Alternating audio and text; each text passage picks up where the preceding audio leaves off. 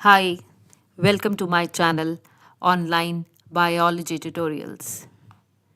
Every flower hides a secret, a story of creation, of union, of life itself. Today, we don't just read a chapter, we step into the hidden theater of nature. Type flower in the chat if you are ready to enter the world of flowering plants. Close your eyes for 5 seconds. Imagine a garden, thousands of flowers, each carrying the blueprint of life. That's where our journey begins. You might have understood this chapter by now. Let's revise line by line. In between, I will be asking you to type 3 keywords in between, right? 3 keywords are to be typed in the chat. So let's begin with the reading of Chapter 1 Sexual Reproduction in Flowering Plants, Class 12 Biology. This chapter belongs to Unit 6 Reproduction. The introductory part of the chapter is also very important.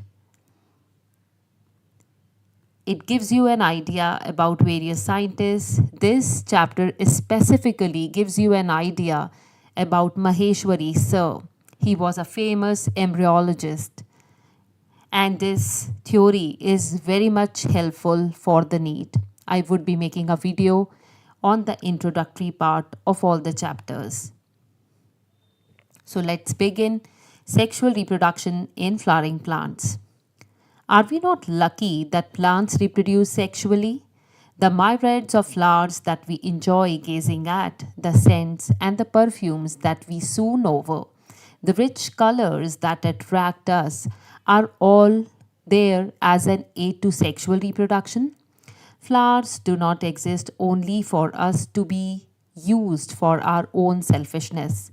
All flowering plants show sexual reproduction. A look at the diversity of structures of the inflorescences, flowers, and floral parts show an amazing range of adaptations to ensure formation of the end products of sexual reproduction, the fruits and the seeds. In this chapter, let us understand the morphology, structure, and the processes of sexual reproduction in flowering plants. Angiosperms. 1.1 Flower, a fascinating organ of angiosperms. Human beings have had an intimate relationship with flowers since time immemorial. Flowers are objects of aesthetic, ornamental, social, religious, and cultural value.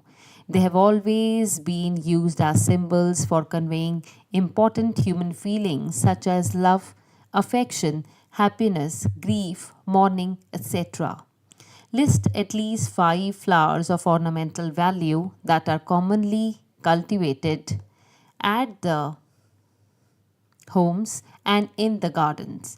Find out the names of 5 more flowers that are used in social and cultural celebrations in your family.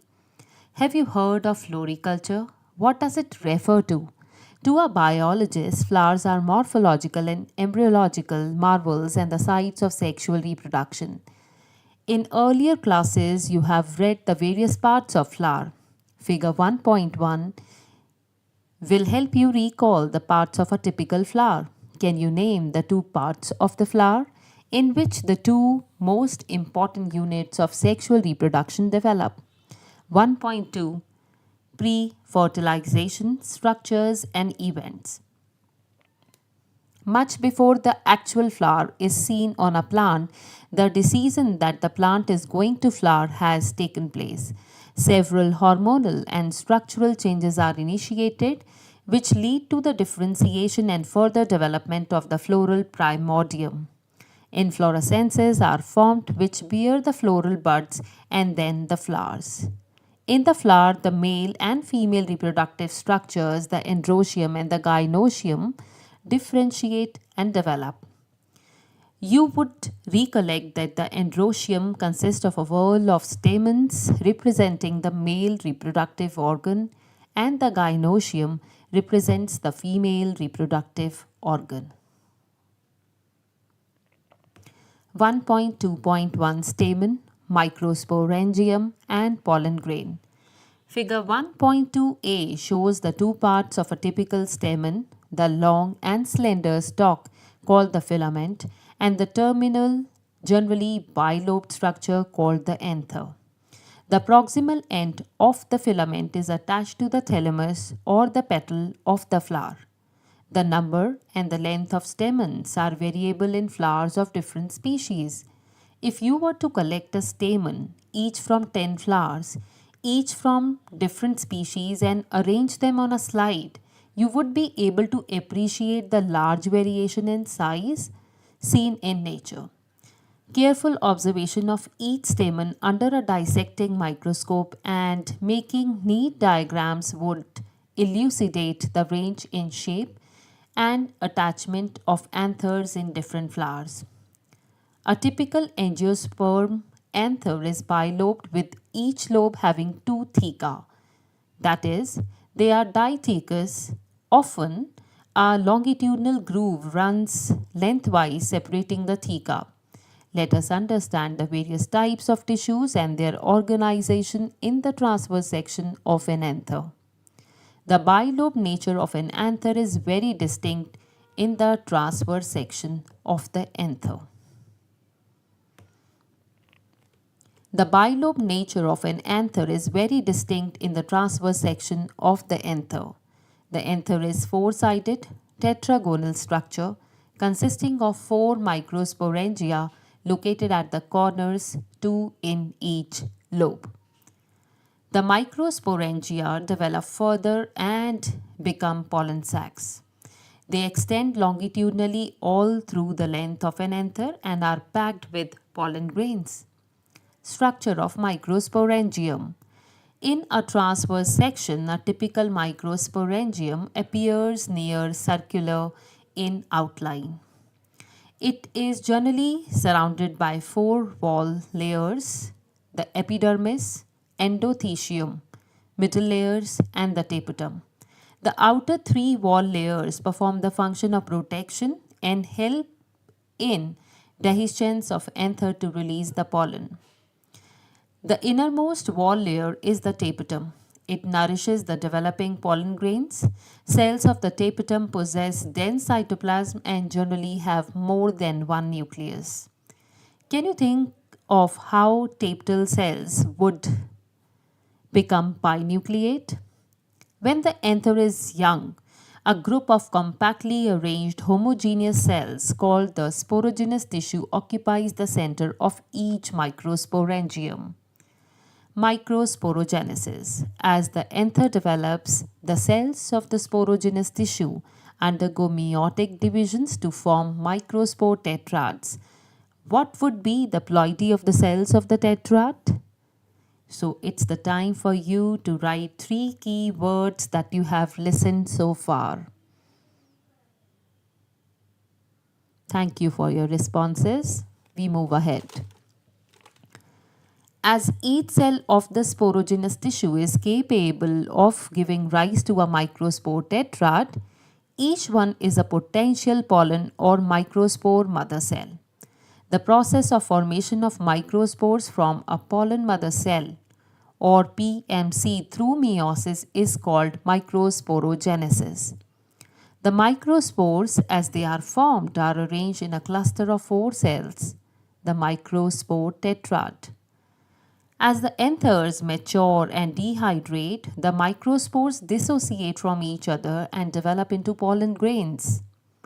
Inside each microsporangium, several thousands of microspores or pollen grains are formed that are released with the dehiscence of anther. Pollen grain. The pollen grains represent the male gametophytes.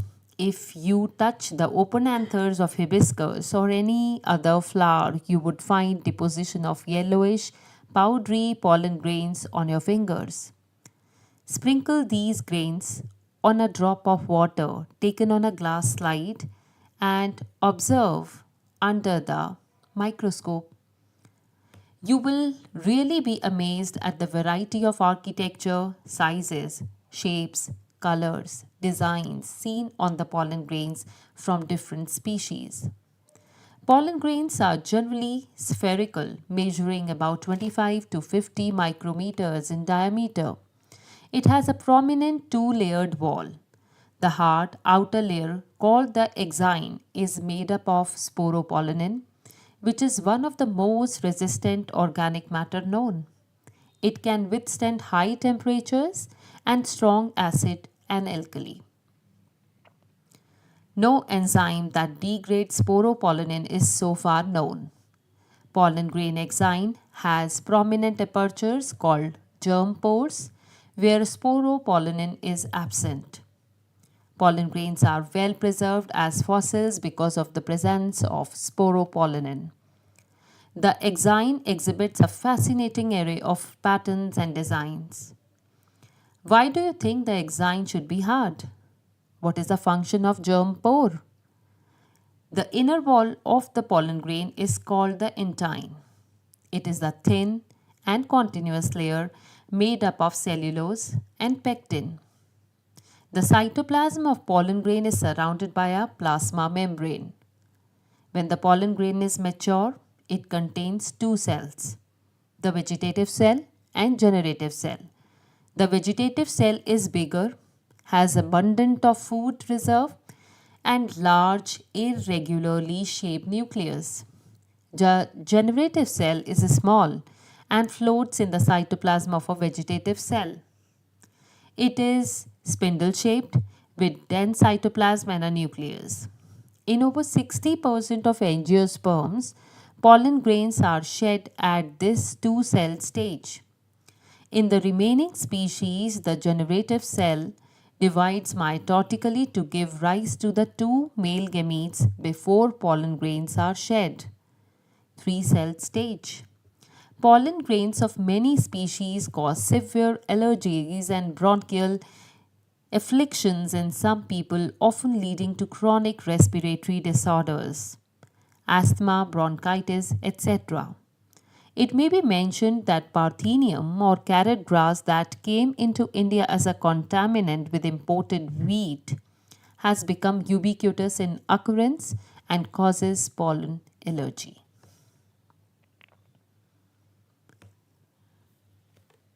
Pollen grains are rich in nutrients. It has become a fashion in recent years to use pollen tablets as food supplements. In Western countries, a large number of pollen products in the form of tablets and syrups are available in the market. Pollen consumption has been claimed to increase the performance of athletes and race horses. When once they are shed, pollen grains have to land on the stigma. Before they lose viability, if they have to bring about fertilization. How long do you think the pollen grains retain viability? The period for which pollen grains remain viable is highly variable and to some extent depends on the prevailing temperature and humidity. In some cereals such as rice and wheat, pollen grains lose viability within 30 minutes of their release, and in some members of Rosaceae, Leguminosae, Solanaceae, they remain viability for months. They maintain viability for months. You may have heard of storing semen, sperms of many animals, including humans, for artificial insemination. It is possible to store pollen grains of a large number of species for years in liquid nitrogen at minus 196 degrees Celsius. Such stored pollen can be used as pollen banks, similar to seed plants, in crop breeding programs. Ting tong, time to write 3 keywords in the chat. Thank you. We move ahead. 1.2.2, the pistil, megasporangium or ovule and embryo sac. The gynoecium represents the female reproductive part of the flower.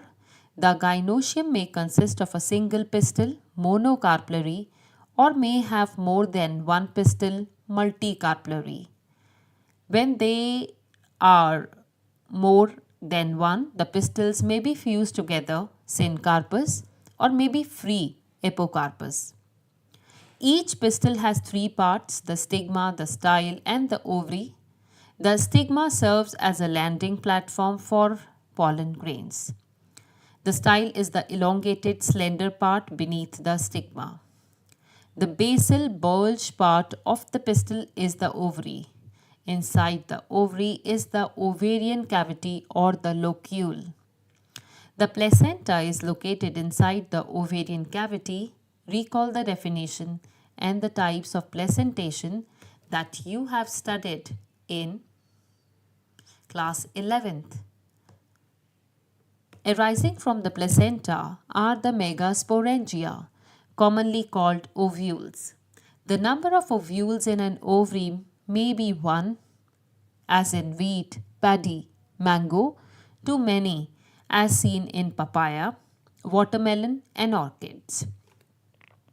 The megasporangium or ovule. Let us familiarize ourselves with the structure of a typical angiosperm ovule. The ovule is a small structure attached to the placenta by means of a stalk called funicle.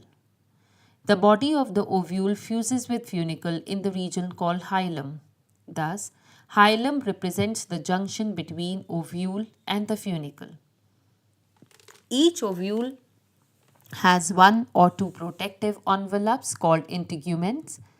Integuments encircle the nucellus except at the tip where a small opening called the micropyle is organized.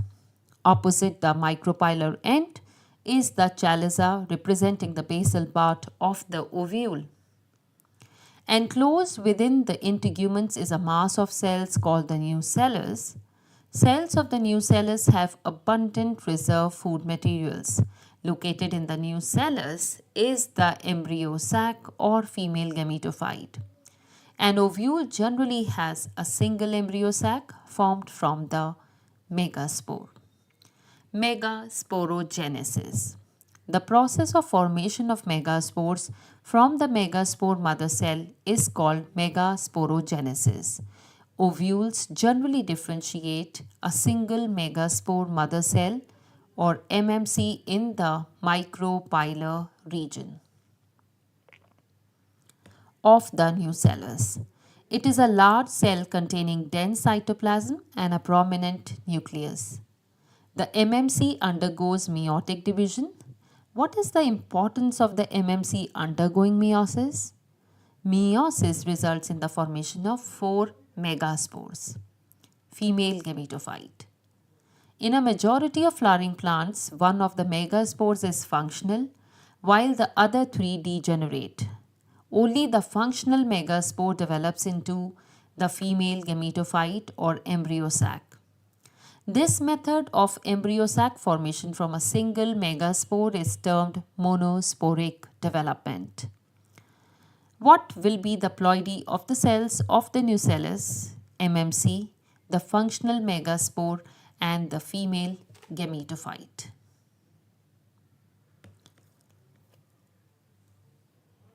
Let us study about the formation of the embryo sac in detail.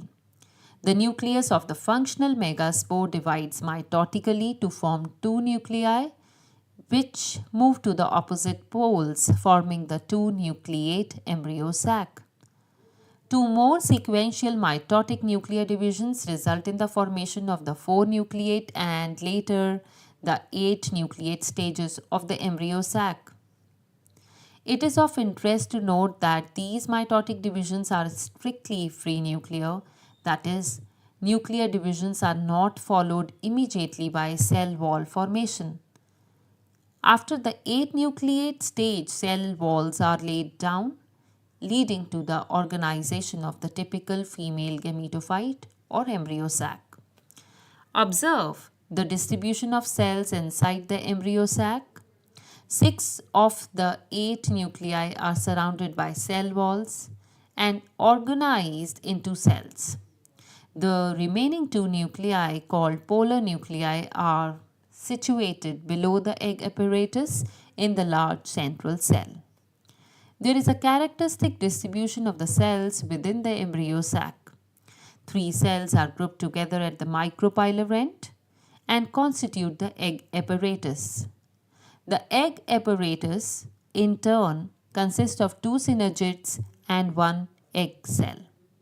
The synergids have special cellular thickenings at the micropylar tip called filiform apparatus, which play an important role in guiding the pollen tubes into the synergid. 3 cells at the chelical end and are known as antipodals. The large central cell, as mentioned earlier, has 2 polar nuclei.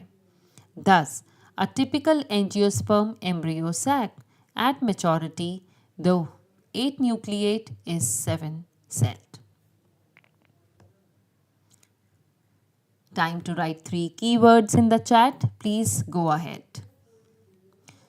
1.2.3 Pollination.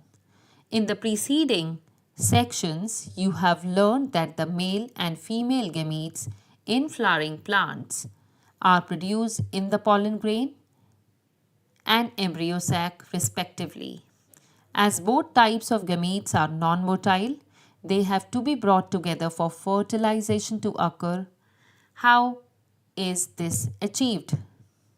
Pollination is the mechanism to achieve this objective. Transfer of pollen grains shed from the anther to the stigma of a pistil is termed as pollination. Flowering plants have evolved an amazing array of adaptations to achieve pollination. They make use of external agents to achieve pollination. Can you list the possible external agents?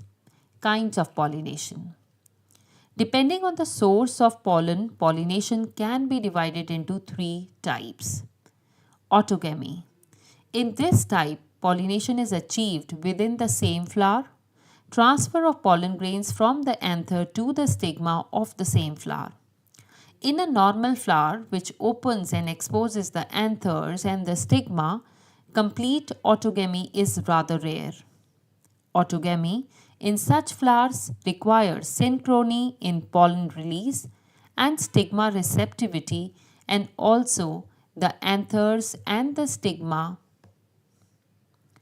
should lie close to each other so that self-pollination can occur.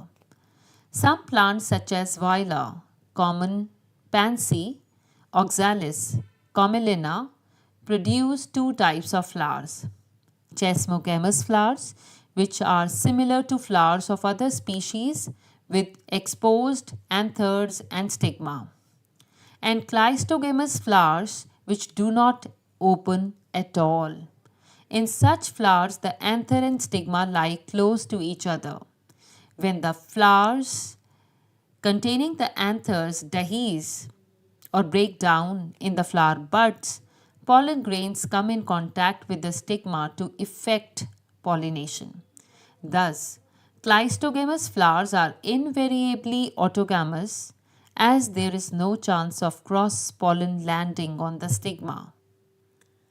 Cleistogamous flowers produce a short seed set even in the absence of pollinators. Do you think that cleistogamy is advantageous or disadvantageous to the plant? Why? Next, geitonogamy.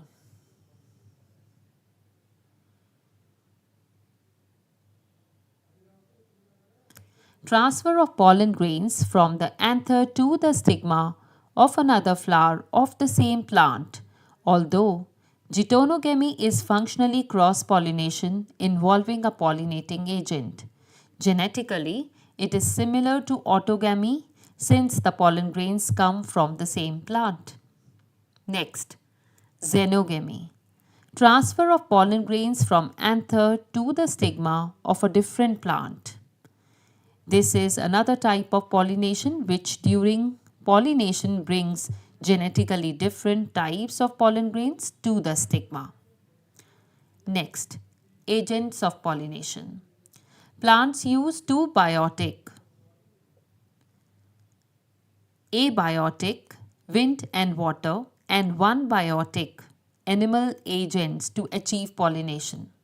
Majority of plants use biotic agents for pollination. Only a small proportion of plants use abiotic agents. Pollen grains coming in contact with the stigma is a chance factor in both wind and water pollination. To compensate for the uncertainties and associated loss of pollen grains, the flowers produce enormous amount of pollen when compared to the number of ovules available for pollination. Pollination by wind is more common amongst abiotic pollinations. Wind pollination also requires that the pollen grain are light, non-sticky so that they can be transported in wind currents. They often possess well-exposed stamens so that the pollens are easily dispersed into wind currents, and large, often feathery stigma to easily trap airborne pollen grains. Wind pollinated flowers often have a single ovule in each ovary and numerous flowers packed into an inflorescence. A familiar example is the corn cob, and the ears you see are nothing but the stigma and style which wave in the wind to trap pollen grains. Wind pollination is quite common in grasses. Pollination by water is quite rare in flowering plants and is limited to about 30 genera, mostly monocotyledons. As against this, you would recall that water is a regular mode of transport for the male gametes among the lower plant groups such as algae, bryophytes, and pteridophytes. It is believed, particularly for some bryophytes and pteridophytes, that their distribution is limited because of the need of water for the transport of male gametes and fertilization. Some examples of water pollinated plants are Vallisneria and Hydrilla, which grow in fresh water, and several marine sea grasses such as Ostera. Not all aquatic plants use water for pollination. In a majority of aquatic plants, such as water hyacinth and water lily, the flowers emerge above the level of water and are pollinated by insects or wind, as in most of the land plants. In Vallisneria, the female flower reaches the surface of water by the long stalk, and the male flowers or pollen grains are released onto the surface of water. They are carried passively by water currents. Some of them eventually reach the female flowers and the stigma. In other group of water pollinated plants such as seal grasses, female flowers remain submerged in water and the pollen grains are released inside the water. Pollen grains in many such species are long, ribbon-like, and they are carried passively inside the water. Some of them reach the stigma and achieve pollination. In most of the water pollinated species, pollen grains are protected from wetting by a mucilaginous covering. Both wind and water pollinated flowers are not very colorful and do not produce nectar. What would be the reason for this? Time to write 3 keywords in the chat. Go ahead. Majority of flowering plants use a range of animals such as pollinating agents. Bees, butterflies, flies, beetles, wasp, ants, moth, birds, sunbirds, and hummingbirds. And bats are the common pollinating agents. Among the animals, insects, particularly bees, are the dominant biotic pollinating agents. Every larger animal, such as some primates like lemurs, arboreal, tree-dwelling rodents, or even reptiles like gecko lizard and garden lizard, have also been reported as the pollinators in some species. Often, flowers of animal pollinated plants are specifically adapted for a particular species of animal. Majority of insect pollinated flowers are large, colorful, fragrant, and rich in nectar. When the flowers are small, a number of flowers are clustered into an inflorescence to make them conspicuous. Animals are attracted to flowers by color and or fragrance. The flowers pollinated by flies and beetles secrete foul odors to attract these animals. To sustain animal visits, the flowers have to provide rewards to the animals.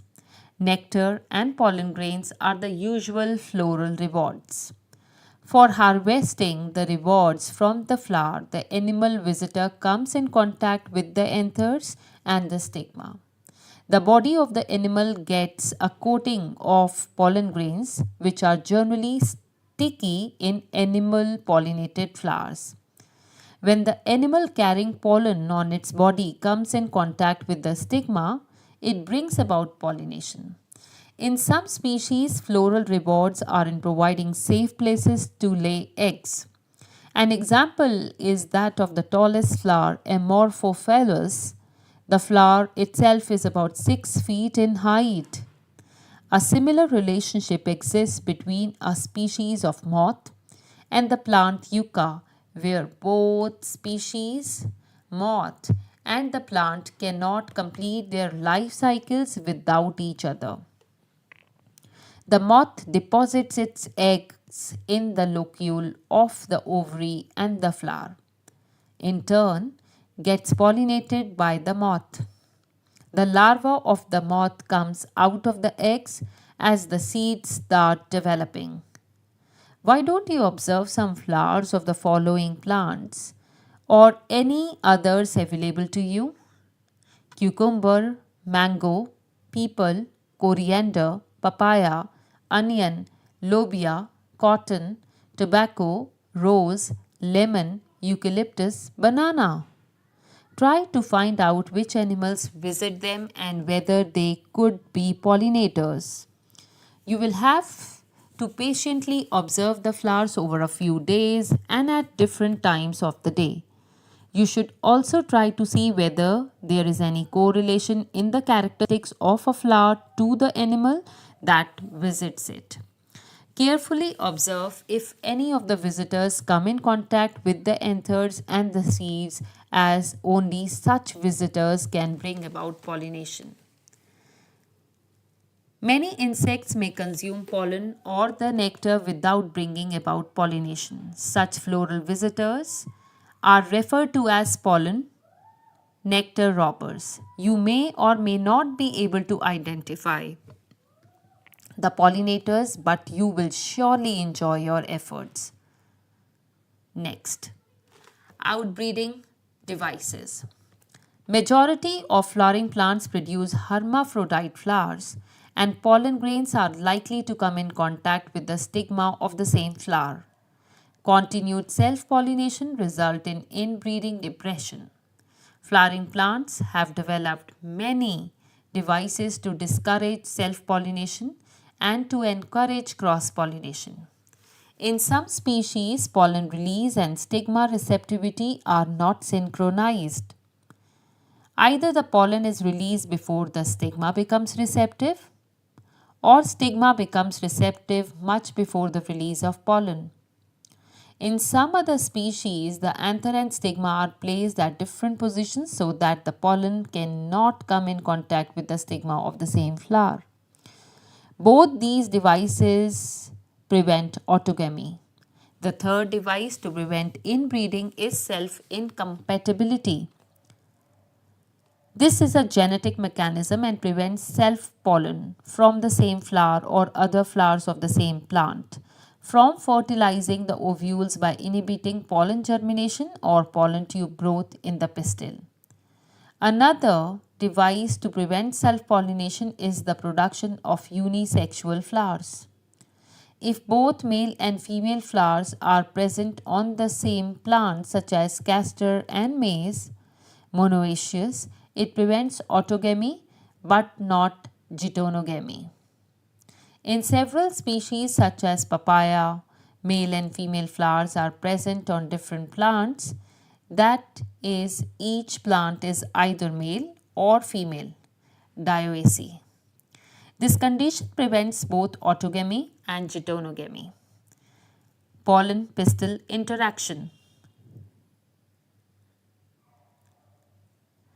Pollination does not guarantee the transfer of the right type of pollen, compatible pollen of the same species as the stigma. Often, pollen of the wrong type, either from other species or from the same plant, if it is self-incompatible, also land on the stigma. The pistil has the ability to recognize the pollen, whether it is of the right type compatible or of the wrong type incompatible. If it is of the right type, the pistil accepts the pollen and promotes post-pollination events that leads to fertilization. If the pollen is of the wrong type, the pistil rejects the pollen by preventing pollen germination on the stigma or the pollen tube growth in the style. The ability of the pistil to recognize the pollen followed by its acceptance or rejection is the result of a continuous dialogue between the pollen grain and the pistil. This dialogue is mediated by chemical components of the pollen interacting with those of the pistil. It is only in recent years that botanists have been able to identify some of the pollen and pistil components and the interactions leading to the recognition followed by acceptance or rejection. As mentioned earlier, following compatible pollination, the pollen grain germinates on the stigma to produce a pollen tube through one of the germ pores. The contents of the pollen grain move into the pollen tube.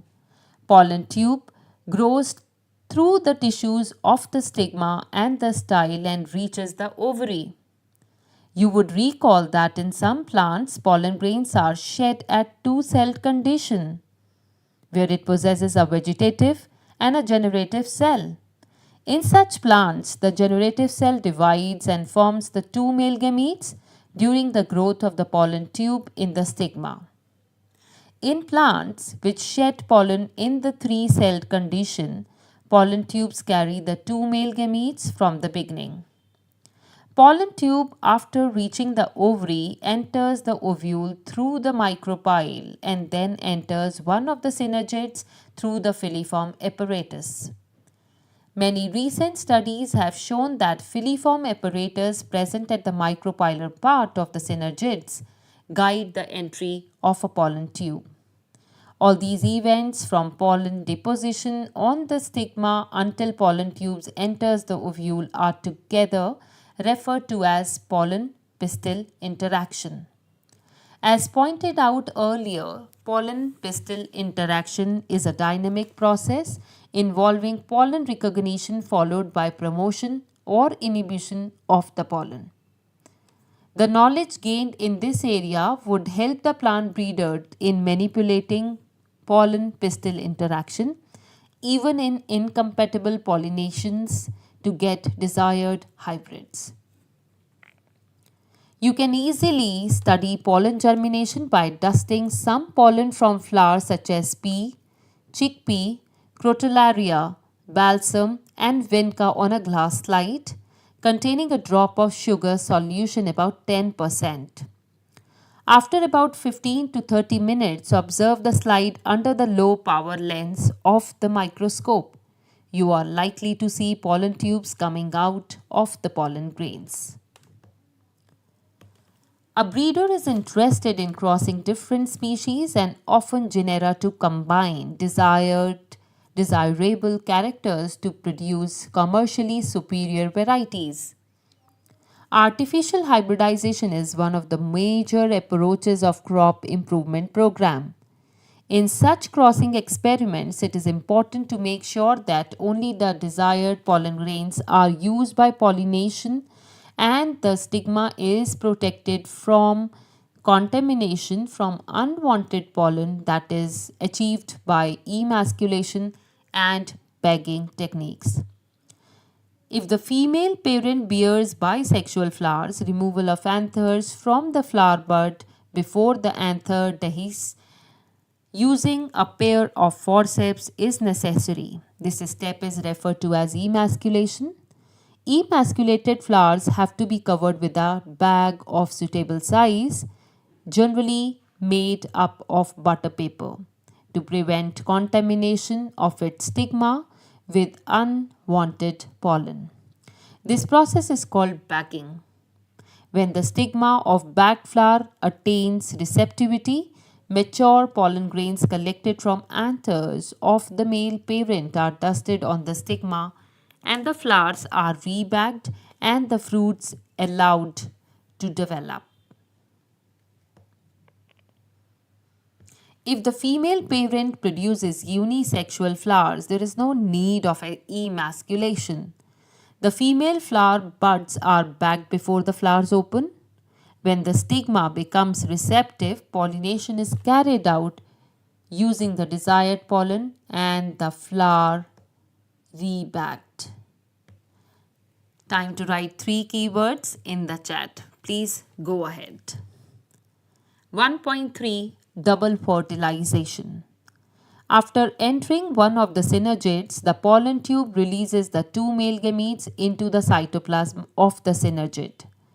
One of the male gametes moves towards the egg cell and fuses with its nucleus, thus completing the syngamy. This results in the formation of a diploid cell, the zygote. The other male gamete moves towards the 2 polar nuclei located in the central cell and fuses with them to produce a triploid primary endosperm nucleus, or PEN. As this involves the fusion of 3 haploid nuclei, it is termed as triple fusion. Since 2 types of fusion, syngamy and triple fusion, takes place in an embryo sac, and the phenomenon is termed double fertilization, an event unique of flowering plants. The central cell after the triple fusion becomes the primary endosperm cell, or PEC, and develops into the endosperm, while the zygote develops into an embryo. 1.4 Post-fertilization structures and events. Following double fertilization events of endosperm and embryo development, maturation of ovules into seeds and ovary into fruit are collectively termed post-fertilization events. Endosperm. Endosperm development precedes embryo development. Why? The primary endosperm cell divides repeatedly and forms a triploid endosperm tissue. The cells of this tissue are filled with reserve food materials and are used for the nutrition of the developing embryo. In the most common type of endosperm development, the PEN undergoes successive nuclear divisions to give rise to free nuclei. This stage of endosperm development is called free nuclear endosperm. Subsequently, cell formation occurs and the endosperm becomes cellular. The number of free nuclei formed before cellularization varies greatly. The coconut water from tender coconut that you are familiar with is nothing but free nuclear endosperm, made up of thousands of nuclei, and the surrounding white kernel is the cellular endosperm. Endosperm may either be completely consumed by the developing embryo, example pea, groundnut, beans, before seed maturation, or it may persist in the mature seed, example castor and coconut, and be used up during seed germination. Split open some seeds of castor, peas, beans, groundnut, fruit of coconut, and look for the endosperm in each case. Find out whether the endosperm is persistent in cereals like wheat, rice, and maize. Next, 1.4.2 Embryo. Embryo develops at the micropylar end of the embryo sac where the zygote is situated. Most zygotes divide only after a certain amount of endosperm is formed. This is an adaptation to provide assured nutrition to the developing embryo, though the seeds differ greatly. The early stages of embryo development or embryogeny are similar in both monocotyledons and dicotyledons. Figure 1.13 depicts the stages of embryogeny in a dicotyledonous embryo. The zygote gives rise to the proembryo and subsequently to the globular, heart-shaped and mature embryo. A typical dicotyledonous embryo consists of an embryonal axis and two cotyledons. The portion of embryonal axis above the level of cotyledons is the epicotyle, which terminates with the plumule or stem tip. The cylindrical portion below the level of cotyledons is hypocotyle that terminates at its lower end in the radicle or root tip. The root tip is covered with a root cap. Embryos of monocotyledons possess only one cotyledon. In a grass family, the cotyledon is called scutellum, that is situated towards one side, lateral of the embryonal axis. At its lower end, the embryonal axis has a radicle and root cap enclosed in an undifferentiated sheath called coleorhiza. The portion of the embryonal axis above the level of attachment of scutellum is the epicotyle. Epicotyle has a shoot apex and a few leaf primordia enclosed in a hollow foliar structure called the coleoptile. Soak a few seeds in water, say of wheat, maize, peas, chickpeas, groundnut overnight. Then split the seeds and observe the various parts of the embryo and the seed. 1.4.3 Seed. In angiosperms, the seed is the final product of sexual reproduction. It is often described as a fertilized ovule. Seeds are formed inside fruits. A seed typically consists of seed coat, cotyledon, and an embryo axis. The cotyledons of the embryo are simple structures, generally thick and swollen due to storage of food reserves as in legumes. Mature seeds may be non-albuminous or ex-albuminous. Non-albuminous seeds have no residual endosperm as it is completely consumed during embryo development. Example, pea groundnut. Albuminous seeds retain a part of endosperm and it is not completely used up during embryo development. Example, wheat, maize, barley, castor. Occasionally, in some seeds such as black pepper and beet, remnants of nucellus are also persistent. This residual persistent nucellus is the perisperm. Integuments of ovules harden as tough protective seed coats. The micropyle remains as a small pore in the seed coat. This facilitates entry of oxygen and water into the seed during germination. As the seed matures, its water content is reduced and the seeds become relatively dry. 10 to 15% moisture by mass. The general metabolic activity of the embryo slows down. The embryo may enter a state of inactivity called dormancy. Or if favorable conditions are available, adequate moisture, oxygen and suitable temperature, they germinate. As ovule matures into seeds, the ovary develops into a fruit. The transformation of ovules into seeds and ovary into fruit proceeds simultaneously. The wall of the ovary develops into a wall of fruit called pericarp. The fruits may be fleshy as in guava, orange, mango, etc., or may be dry as in groundnut and mustard. Many fruits have evolved mechanisms for dispersal of seeds. Recall the classification of fruits and their dispersal mechanisms that you have studied in an earlier class. Is there any relationship between the number of ovules in an ovary and the number of seeds present in the fruit? In most plants, by the time the fruit develops from the ovary, other floral parts degenerate and fall off. However, in a few species such as apple, strawberry, cashew, etc., the thalamus also contributes to fruit formation. Such fruits are called false fruits. Most fruits, however, develop only from the ovary and are called true fruits, although in most of the species, fruits are the results of fertilization. There are a few species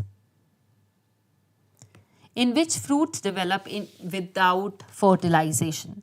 Such fruits are called parthenocarpic fruits. Banana is one such example. Parthenocarpy can be induced through the application of growth hormones, and such fruits are seedless. Seeds often offer several advantages to angiosperms. Firstly, since reproductive processes such as pollination and fertilization are independent of water, seed formation is more dependable. Also, seeds have better adaptive strategies for dispersal to new habitats and help the species to colonize in other areas. As they have sufficient food reserves, young seedlings are nourished until they are capable of photosynthesis on their own. The hard seed coat provides protection to the young embryo. Being products of sexual reproduction, they generate new genetic combinations leading to variations. Seed is the basis of our agriculture. Dehydration and dormancy of the mature seeds are crucial for storage of seeds, which can be used as food throughout the year and also to raise crop in the next season. Can you imagine agriculture in the presence of seeds or in the absence of seeds which germinate straight away soon after formation and cannot be stored? How long do the seeds remain alive after they are dispersed? This period again varies greatly. In a few species, the seeds lose viability within a few months. Seeds of a large number of species live for several years. Some seeds can remain alive for thousands of years. There are several records of very old yet viable seeds. The oldest is that of the lupine, Lupinus arcticus, excavated from Arctic tundra. The seed germinated and flowered after an estimated record of 10,000 years of dormancy. A recent record of 2,000 years old viable seed is of the date palm, Phoenix dactylifera, discovered during the archaeological excavation at King Herod's palace near the Dead Sea. After completing a brief account of sexual reproduction of flowering plants, it would be worth attempting to comprehend the enormous reproductive capacity of some flowering plants by asking the following questions. How many eggs are present in an embryo sac? How many embryo sacs are present in an ovule? How many ovules are present in an ovary? How many ovaries are present in a typical flower? How many flowers are present on a tree? And so on.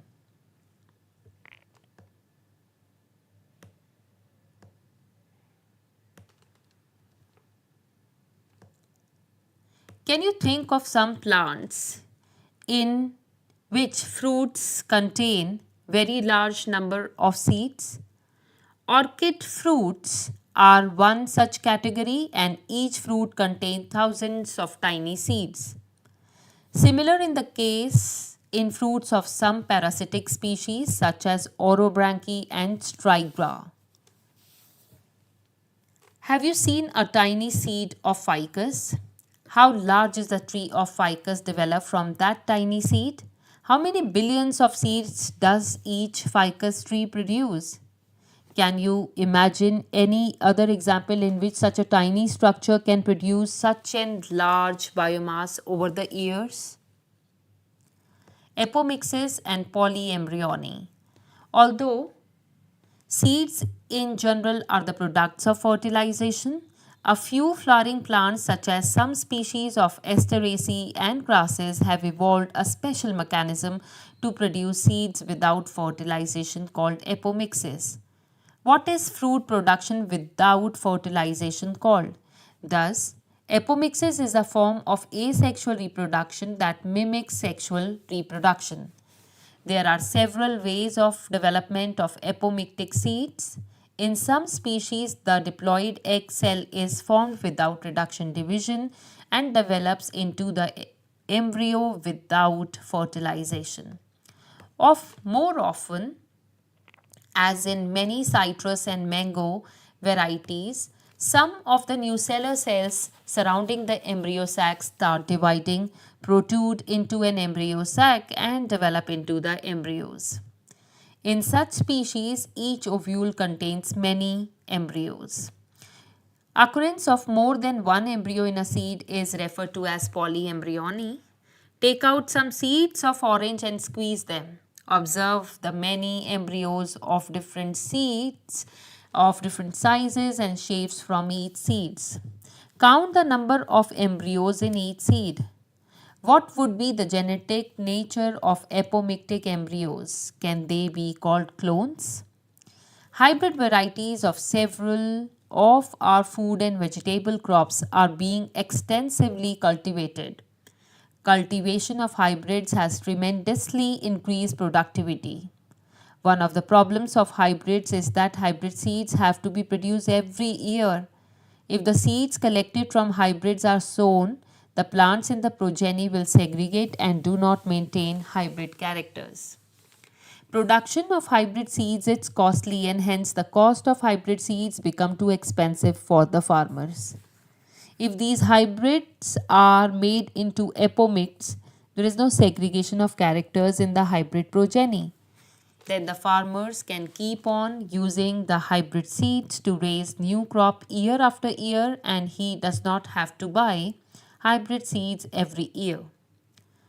Because of the importance of apomixis in hybrid seed industry, active research is going on in many laboratories around the world to understand the genetics of apomixis and to transfer apomictic genes into hybrid varieties.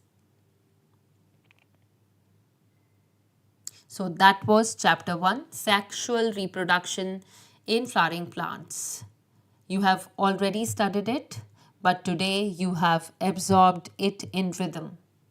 Now type 3 most powerful words that you have learned or carried in your mind as we have done the reading of this chapter. Stay connected, share it with your friends. I'll be back with another chapter tomorrow at the same time. Thank you.